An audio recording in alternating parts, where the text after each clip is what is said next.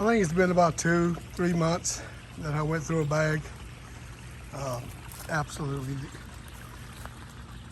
pleased with the Hikari, the growth. It just produces really, really good growth. Fish love it. Comes shipped in a pretty flat box, as you can see, spread out. Has a plastic bag cover on it. This is the medium, and I feed medium even when I got big fish. I will probably increase a little size, well, a lot of size this year because all my koi are getting big. But just really pleased with it. It's great food.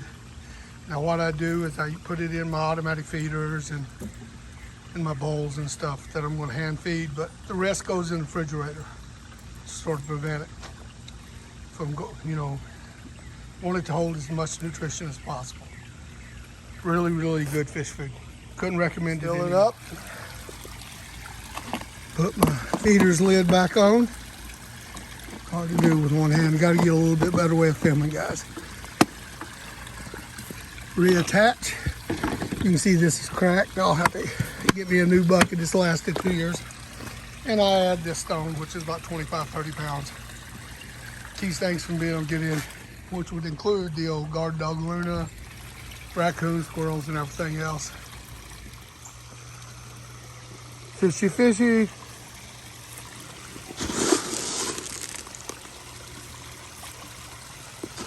Rise and shine.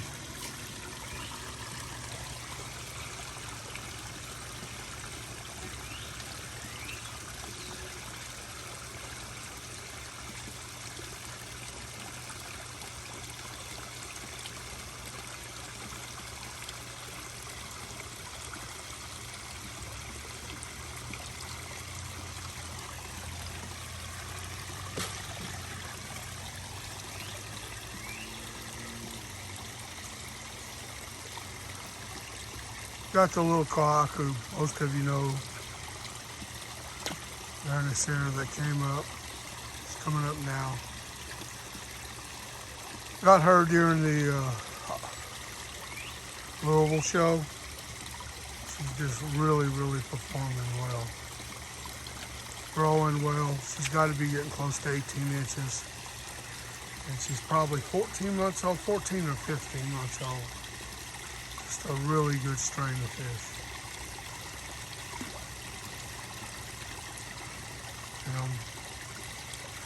Got most of these guys last year at the Louisville Koi show a year ago in 2021. They were about 3 to 4 inches. Yamabuki here on your left. Toshiki swimming back across. The big Tancho Showa, and the 2 golden corn here. I think that was the full group.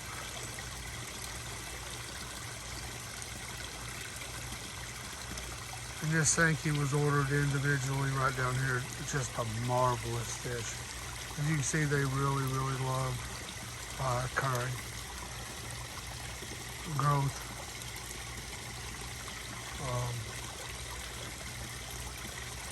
Get these guys out and look at them will really help. It just doesn't do justice for size for showing them this far away.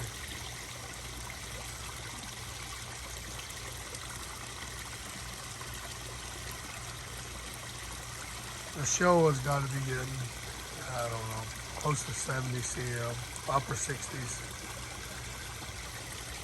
Along with the Hishiri over there, and the big golden corn that's coming up. She's another big one. The golden corn just get huge. They really do. You can tell that they got some Saki-Hikari. Some of the big fish in them to create them. So had to have something in there that really gives them a lot of growth. But these guys are Like I say, last year at this time they were about 3 inches, so they were just baby fish. You can see the gin red on both these guys. I believe this, for sure this one's a female. If not, it's not a gray male bar. You can tell this is probably male down here at the bottom, the yellow one. They are starting to darken up, along with the ghosty over there on the back side. She's really darkened up. The color seems to be really balanced. So I'm gonna try to get a fish. The only place she doesn't have the color is on her. You can see she's white on her nose, her belly, and her pectoral fins. Got a decent kohaku pattern. The red is gin red, so that really makes a lot out of it. Don't feed them any color food, just the growth. I don't believe there's anything with color enhancer in there. But been feeding them for about a year. The Hikari, and really pleased with it. This kohaku right here is going to be a massive, great fish. Love the way the color separates the white and the minty. You know, you see the west growing as it grows. It's a 2-step now. It could become a 3-step. But it's going to be a massive fish. You just can't wait.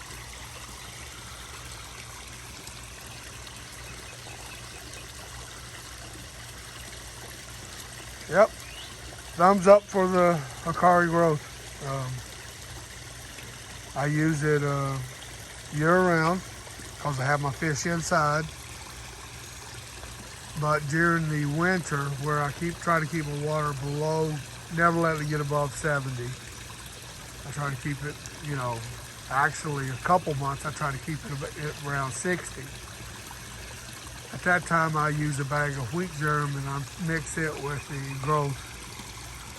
And that gives them, seems to do the best. This will probably be the first year that they're old enough to lay eggs. So, other than the ones I'm going to show, of course, I'll try not to, you know, let them spawn, and I'll keep them around females until they release their eggs. And I'll keep my males in a separate pond. But the ones I'm going to have in spawning, I'll pull them out. When I keep them inside, I'm going to keep the males and females on opposite sides of the divider. That way there's no roughhousing or spawning or activity going on, and I can control spawning. I will spawn the Showa, big girl down here. She's from that 103-inch group that Alex sold. He's got some up there now from this year's spawn. And as you can see, she's massively thick. It's going to be a huge fish.